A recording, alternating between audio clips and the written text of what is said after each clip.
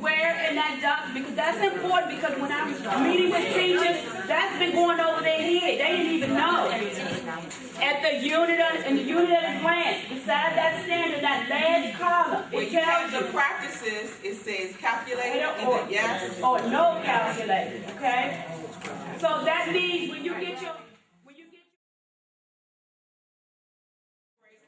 You all are adults, you can go at your leisure.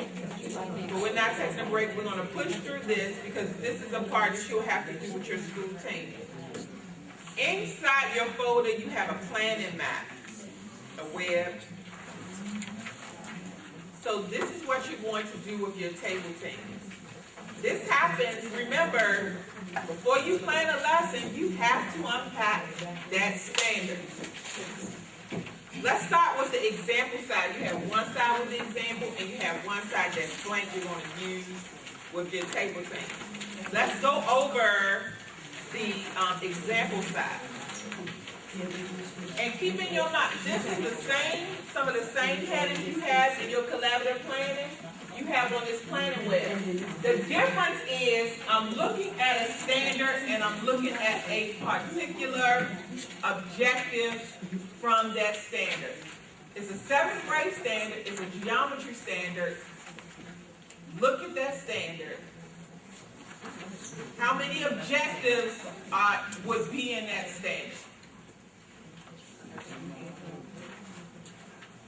Look at it. Oh, in this particular one? Yeah, in that particular one, how many lessons will generate from that one standard?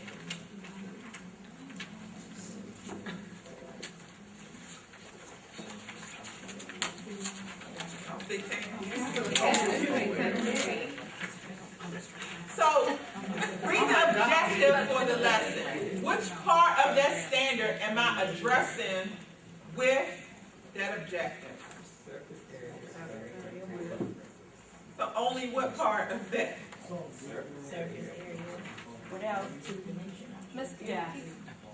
So only a piece, a small piece of that standard is addressed in that lesson. This is going deeper. This is looking at the standard and pulling out one objective from that particular standard. So this 7th grade that you have in front of you, we're looking at surface area for a rectangular prism. Always start with the concept in the middle, and when you think through, we're only thinking about the mathematics for that particular objective. How does it look in the real world? How should you address it factually, conceptually, and procedurally? What manipulatives can you use? Does everybody understand the thinking that goes into thinking about that concept? Yes. Any questions about that graphic organizer? Have you seen this graphic organizer before? Yes. You notice anything different about the graphic organizer? Somebody already said, oh, I'm glad you changed that. Anything different you notice about it? Well, I haven't ever done something at the bottom. Yeah, the bottom part was there, but where it says academic language, before what was there? Math vocabulary. And then look in the red boxes. We didn't have it identified. Okay? And then look at the blue box at the top. UDL instructional strategies. Okay? So any questions, because this is your activity at your table. You're going to take a look at your standards as a table, and you're going to select one standard, and you're going to unpack a lesson for that one standard. You're going to do it as a table team. Part of your homework is to go back and create what? 3 FFT lessons from the standards that's listed in what? Unit 2. Bring those back in October.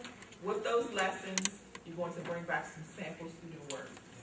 And that's going to be the premise that we work with while next PDL meeting. So 3 FFT lessons, and then your, sample student work that aligns with those At lessons. least one of them. At least one.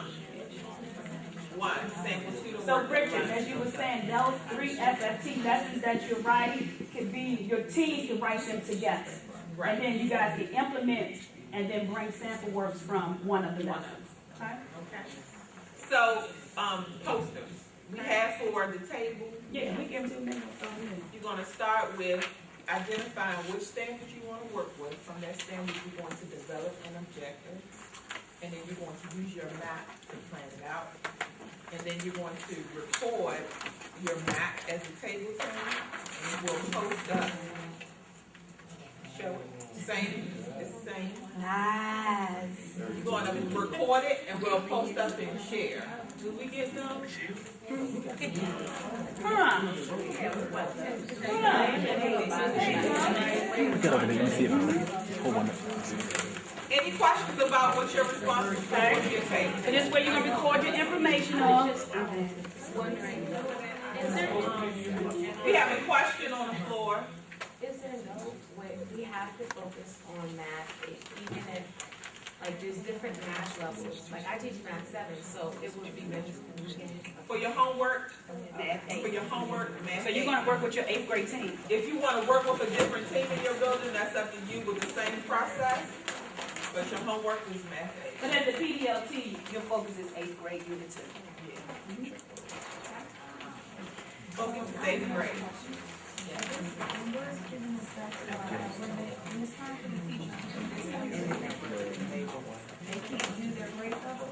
When you do all teachers, absolutely. When you do all teachers, those teachers can work within their, grade level document. Yeah, I have a problem with that. You can have all your 7th grade teachers work Yes, together. absolutely. Remember, your professional development is for all your teachers, all your math teachers. You can definitely break them up into grade level groups, but your homework and the team that you work with and your building needs to focus to be on 8th grade. When you have to select a team to work with, it needs to be your 8th grade team. But on the day of professional development, each team will be working within their document. Let me correct something.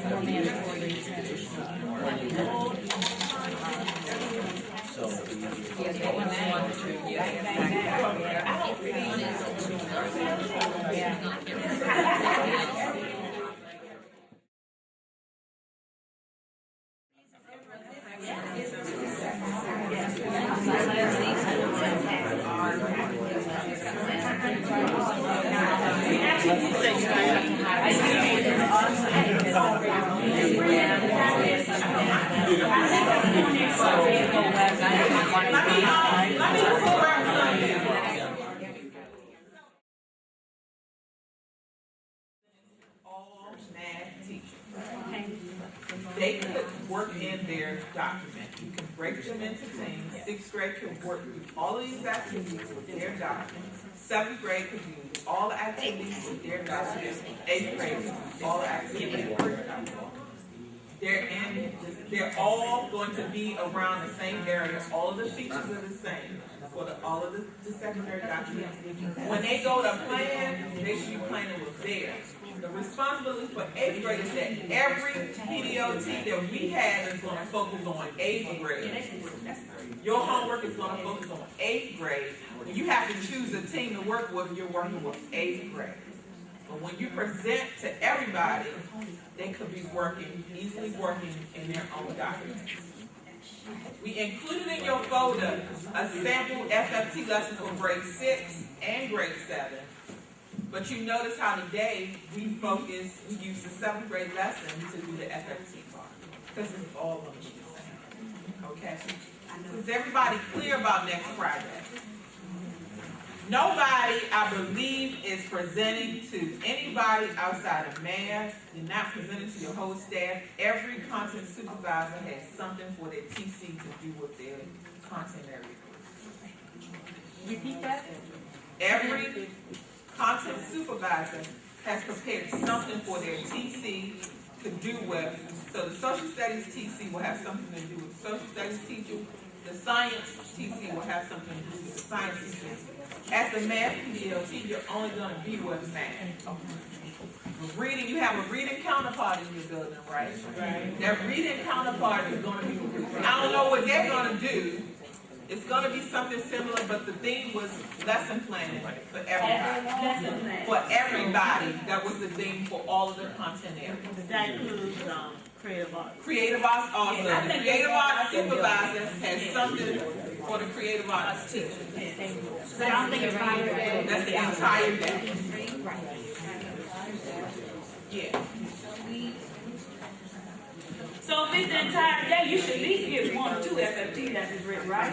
At least 1 of your 3, right? And your 7th And then grade you can teacher take should be this, writing the that's lesson. one, get one 6th done, grade that's teacher should be writing the lesson.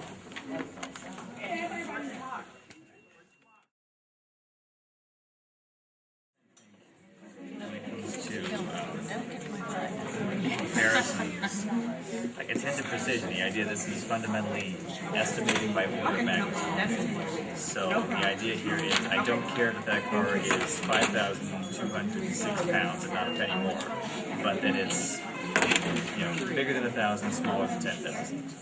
No, you're So we need to discard all that extra precision. that was some pieces and parts. It says common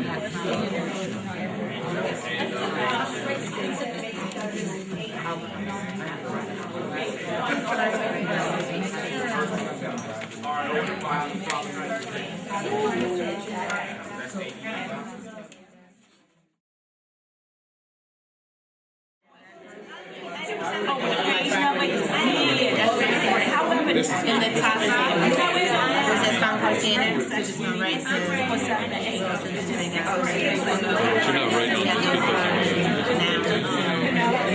The backside says, yes,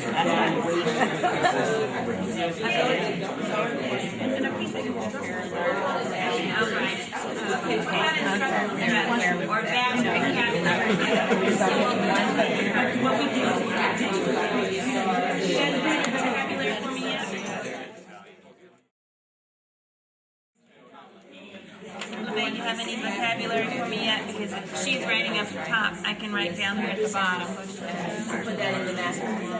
Essential skills, manipulative. We're supposed to write down like all the essential questions. No,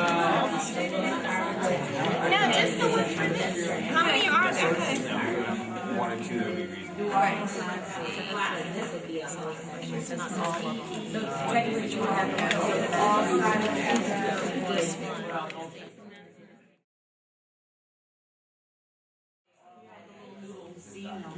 Power. Power. I'm on page 18. You're just picking the one. Are related to,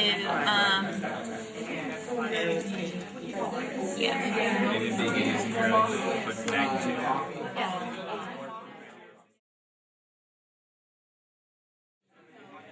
M-A-G. N-I. M-A-G. Yeah, M-A-G-N-I. N-I.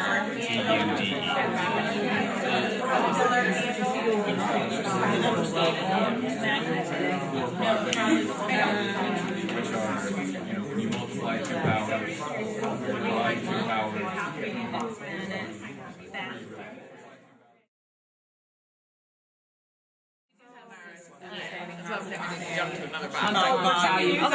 Okay. To find volume. They have to, you put multiplication.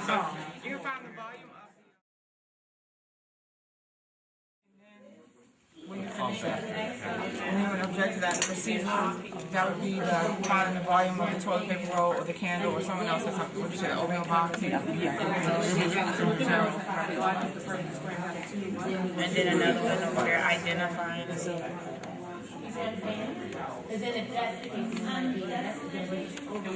now the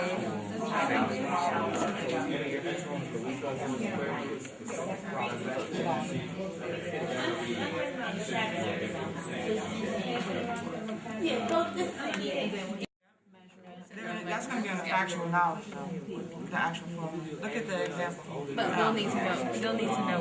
Measurements too, oh yeah, I was-